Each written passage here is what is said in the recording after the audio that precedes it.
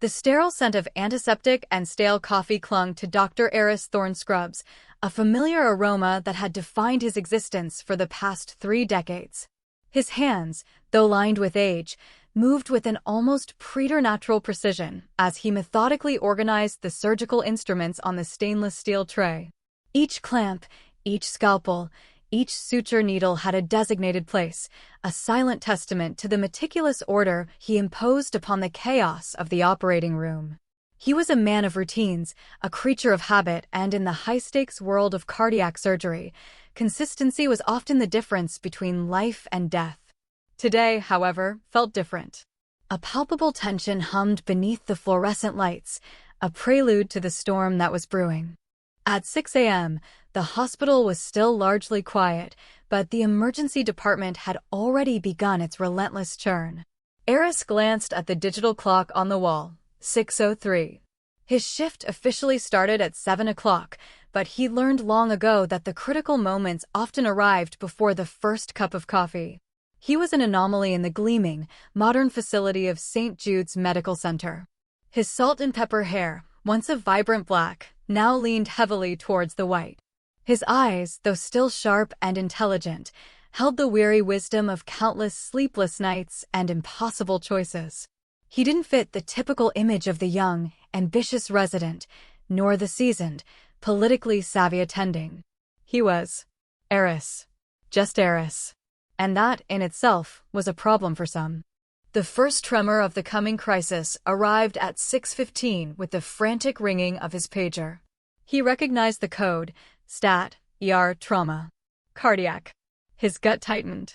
He moved with a speed that belied his years, striding down the deserted hallways, the rubber soles of his shoes squeaking against the polished linoleum. The emergency department was a maelstrom of controlled chaos. Nurses moved with practiced efficiency, doctors barked orders, and the air thrummed with the urgency of life-and-death decisions. He spotted Dr. Albright, the attending ER physician, her face grim, already scrubbing in. "Thorne, thank God," she exhaled, her voice tight with stress. "We have a GSW to the chest. Direct hit, left ventricle. BP's tanking. Looks like a small entry, but the internal damage is significant. We're losing him." Fast, Eris nodded, his mind already racing, dissecting the information, visualizing the injury. A gunshot wound to the left ventricle was almost always fatal.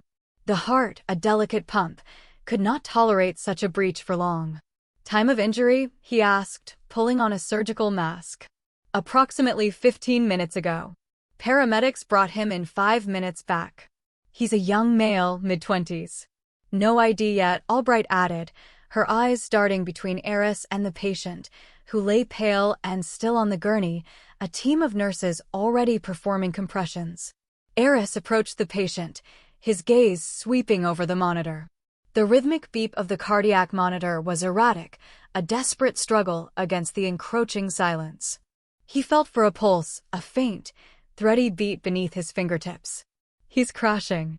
We need to open him now," Eris stated, his voice calm, authoritative, cutting through the rising panic in the room. "Get him 2 or 3. I need a full cardiac team. Now." The next hour blurred into a maelstrom of focused intensity. In OR3, the air was thick with the metallic tang of blood and the whirring of machines. Eris, now fully gowned and gloved, stood over the patient, his hands moving with an almost balletic grace. The chest was open, the ribs spread wide, revealing the glistening, struggling heart. The sight was gruesome yet familiar. The left ventricle was indeed breached, a jagged tear pumping blood into the thoracic cavity with each weakening beat. The pericardial sac was distended, threatening to tamponade the heart completely. "Suction," Eris commanded, his voice clear and unwavering. A nurse immediately responded, the suction tube hissing as it cleared the pooling blood. "We need to bypass," he said, his eyes fixed on the pulsating organ. Dr. Evans, the young, fresh-faced resident assigned to assist him, looked pale. "Dr. Thorne, with the amount of blood loss and the nature of the wound, bypass will be incredibly challenging. The tissue is too friable." Eris didn't flinch. He knew the risks. He knew the odds. But he also knew that without immediate intervention, this young man would die. "We don't have time for bypass, Dr. Evans. We're going to primary repair. Get me a 4-0 proline." Pledget's ready. Evans's eyes widened slightly. Primary repair of a ventricular wound, especially one so severe, was a high-risk, rarely attempted procedure in such circumstances. It required an almost superhuman level of skill and nerve. Eris, however, was already moving, his fingers deftly clamping off the bleeding points, his mind a whirlwind of anatomical knowledge and surgical strategy. The room fell silent, save for the rhythmic beeping of the monitor and the quiet instructions Eris issued. Each movement was precise, deliberate, a master craftsman at work. He navigated the delicate tissues, his hands a blur of motion, stitching the torn ventricle with meticulous care. The tension in the room was suffocating, every breath held, every gaze fixed on the surgeon's hands. Time seemed to warp, stretching and compressing in equal measure. At 7:10, Eris carefully tied off the last suture. The bleeding had stopped. The heart, though still weak, was beating with a more regular rhythm. The monitor's cheerful beeps were a symphony of triumph. "He's stable," Eris announced, a hint of exhaustion in his voice. A collective sigh of relief swept through the OR. Dr. Evans, still looking a little shell-shocked, managed a small, awestruck nod. "Incredible, Dr. Thorne." "Truly incredible," Eris simply gave a curt nod. The immediate danger had passed, but the patient's journey was far from over. He still needed to be closed up, transferred to the ICU, and monitored closely. The next few hours were a blur of post-operative care, meticulous documentation, and the quiet satisfaction of a life saved against all odds. By 8:30, the patient was stabilized in the ICU, his prognosis still guarded, but significantly improved. Eris, finally shedding his bloody scrubs, felt the weariness settle deep into his bones. He grabbed a lukewarm coffee from the break room, the bitterness a welcome jolt to his system. He knew the morning rush was about to begin, and with it, the inevitable questions. The questions began at 9 o'clock. Dr. Alastair Finch, the chief of cardiac surgery, a man whose ambition was as sharp as his surgical instruments, strode into the ICU, his face a mixture of curiosity and thinly veiled irritation. He was a man who preferred order, protocol, and predictable outcomes. An unscheduled, high-stakes emergency surgery performed by a resident, even a seasoned one like Eris, was not part of his meticulously planned day. "What in God's name happened here?" Finch demanded, his voice low but laced with steel, as he surveyed the patient's charts. "GSW to the left ventricle? Who authorized this primary repair? And who performed it?" Dr. Albright, who had been updating Finch, shifted uncomfortably. "Chief, it was an emergency. No time for consultation." "Dr. Thorne," he acted decisively. The patient was crashing, Finch's gaze sharpened, settling on Eris, who stood quietly by the nurse's station, sipping his coffee. Finch had always viewed Eris with a mixture of disdain and grudging respect. Eris was technically brilliant, no one could deny that, but he lacked the political ambition, the networking finesse that Finch valued. He was an anachronism, a relic of an older, less image-conscious era. "Thorne," Finch said, his voice clipped. "You performed a primary repair on a GSW to the left ventricle without authorization? Do you understand the liability here?" Eris met Finch's gaze evenly. "Chief, the patient would have died. There was no time for bypass, no time for consultation. It was a judgment call, and it saved his life." Finch scoffed. "A judgment call? Or a reckless gamble, Thorne? This hospital has protocols for a reason. We don't just wing it on major cardiac trauma." His words were dismissive, condescending. He saw a resident, an older resident, not a surgeon of immense skill.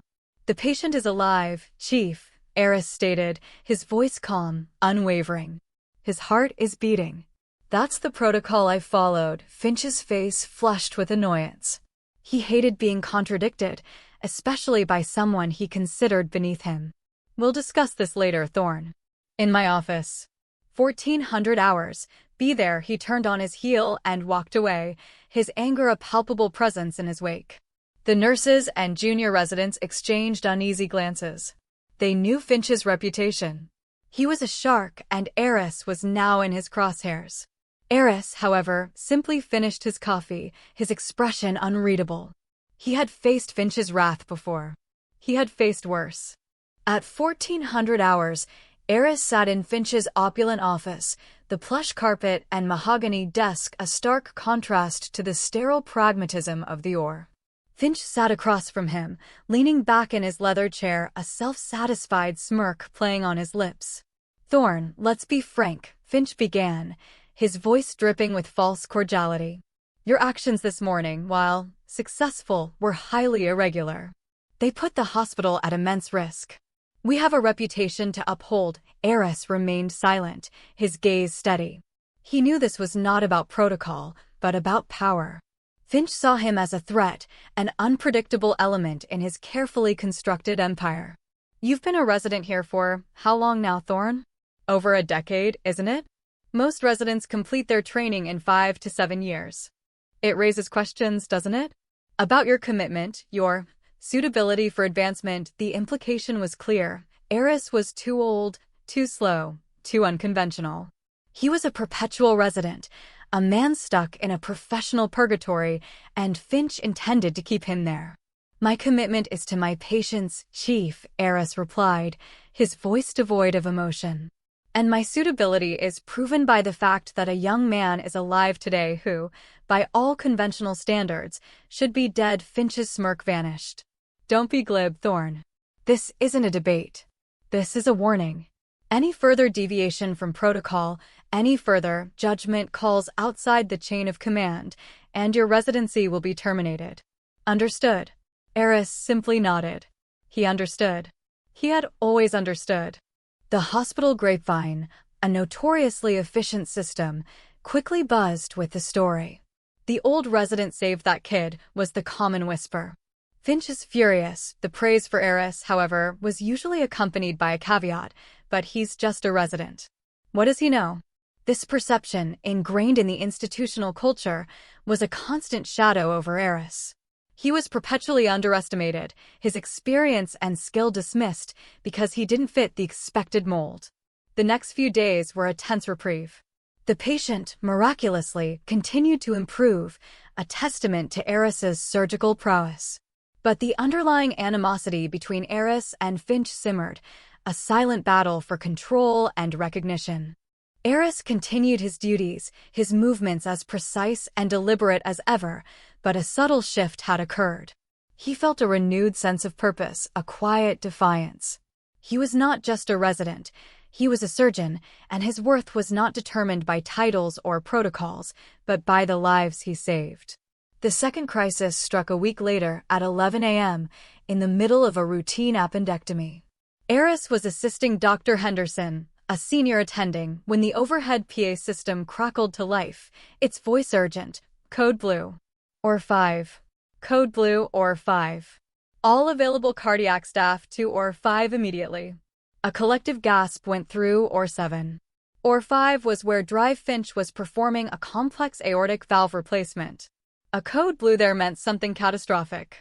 Henderson looked at Eris, his eyes wide. "Finch's or? This is bad." They both tore off their gloves and masks, rushing towards or 5. The scene in or 5 was pure pandemonium. The patient, a prominent senator, lay on the table, his chest open. The heart stopped.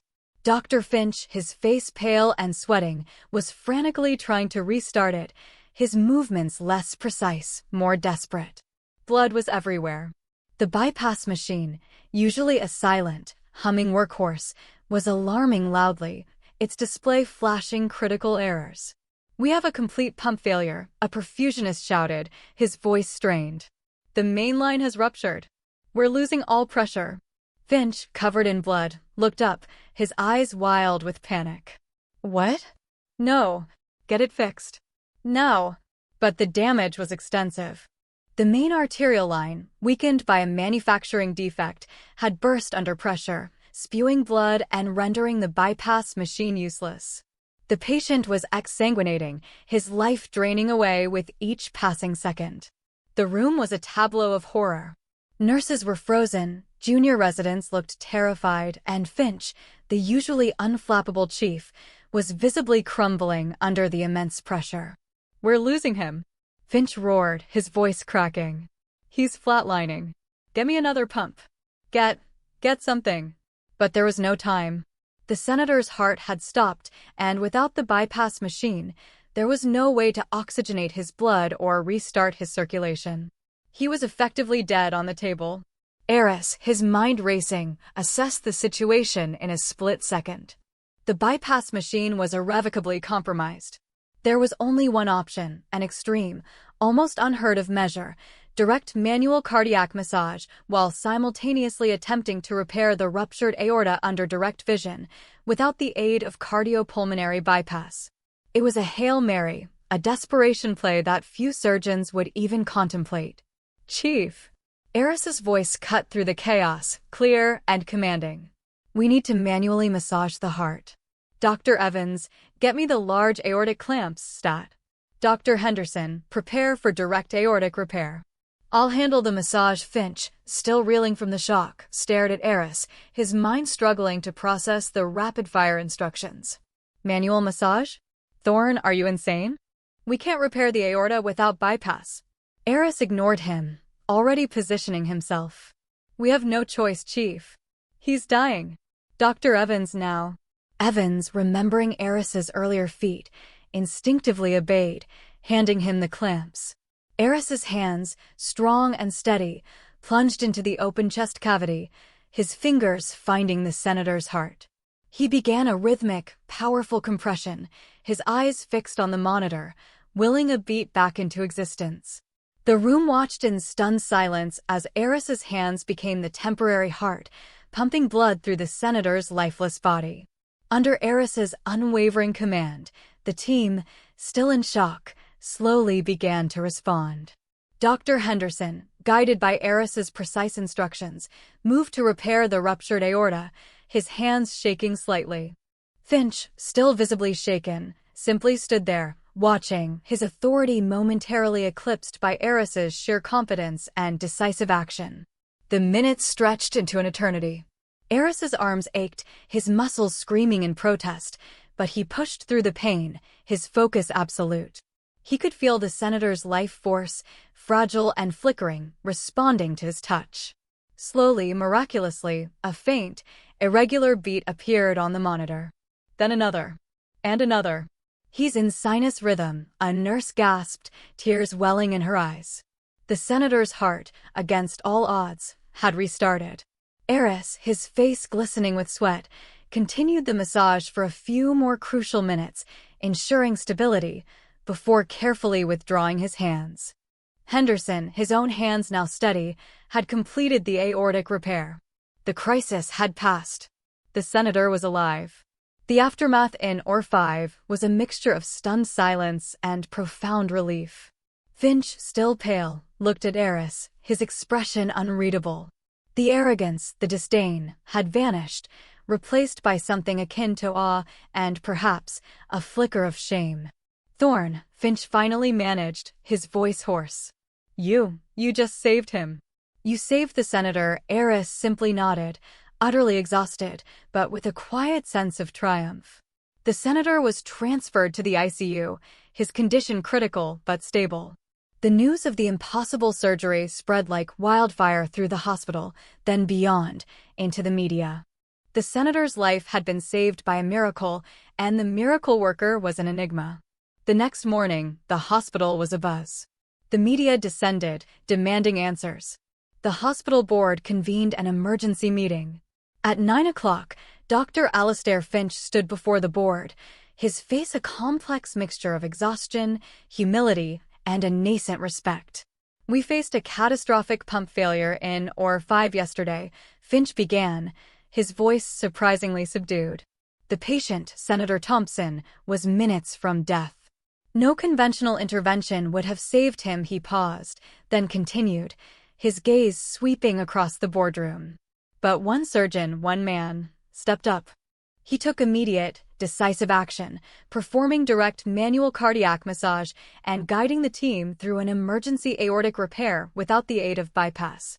He performed the impossible. A board member, a prominent philanthropist, leaned forward. Who is this surgeon, Dr. Finch? Who is this extraordinary individual who pulled off such a feat? Finch took a deep breath. He knew this moment would come. He knew what he had to say, and it chafed at his ego, but the truth, this time, was undeniable. His name is Dr. Eris Thorne, another board member, a stern-faced woman with a reputation for meticulous detail, interjected Thorne. I don't recognize the name. Is he one of our new attendings? A visiting specialist? Finch hesitated, then said, his voice barely above a whisper, he's just a resident. A collective gasp rippled through the room. Just a resident, the chief of staff exclaimed, incredulous. A resident performed an emergency aortic repair and manual cardiac massage on a senator, saving his life, and you're telling me he's just a resident? Finch, for the first time in his career, felt the full weight of his past actions, his biases, his dismissive attitude towards Eris. Yes, he said, his voice gaining strength, a new, unfamiliar conviction entering his tone. He is a resident. But he is also, without a doubt, the most skilled, most courageous, and most dedicated surgeon I have ever had the privilege to work with. His tenure as a resident is complicated, but his talent is undeniable. The board, after a stunned silence, erupted into a flurry of questions. Finch, to his credit, answered them all, detailing Eris's long history at St. Jude's, his quiet brilliance, his often overlooked contributions. He spoke of the GSW patient, another life Eris had saved, and of his own misjudgment. The next few weeks were a whirlwind for Eris. The hospital, once a place where he was largely ignored, now buzzed with his name. The media, having learned the full story, hailed him as a hero. Offers from other prestigious hospitals poured in. But Eris, remarkably, remained unchanged. He still arrived early, still meticulously organized his instruments, still treated every patient with the same unwavering dedication. Dr. Alastair Finch, however, had undergone a profound transformation. He had publicly acknowledged his error, his bias, and his respect for Eris. He had pushed for Eris's immediate promotion to a full attending surgeon, and more. One afternoon, Finch found Eris in the break room, quietly sipping his coffee. Finch approached him, a rare, genuine smile on his face. Thorne, he said, his voice softer, more human. The board has approved your promotion. Effective immediately, you're a full attending surgeon. And they've also approved the creation of a new position, Director of Emergency Cardiac Trauma. They want you for it. Unanimously, Eris looked up, a flicker of surprise in his eyes. He had expected the attending position, perhaps, but a directorship? It was an unprecedented offer. Thank you, Chief, Eris said, his voice quiet, humble. Finch chuckled. No, Eris. Thank you.